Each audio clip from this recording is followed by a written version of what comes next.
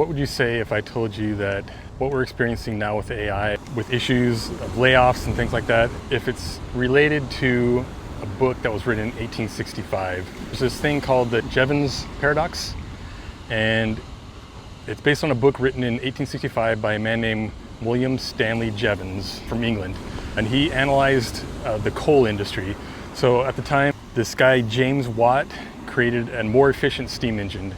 And with this more efficient steam engine, you would think that, okay, now that the steam engines are more efficient, there'd be less consumption of coal. But it turned out to be the exact opposite. Because it was more efficient, it could then bleed into other industries, and suddenly everyone was buying more steam engines, and they were consuming way more coal than they were to begin with. And so how does that relate to AI? We have the ability to create more software more easily, and so it's going to expand. And I called a friend who lives in Pensacola, Florida, just to check in on him. I asked him, how things are going. He said, well, our company just laid off half of our staff. And I'm like, well, that's a bummer. And he said, but the crazy thing is we're going to have to hire them all back because we've got more demand to have more software. It's kind of it kind of comes full circle with a new technology. There's almost always a lot of hype.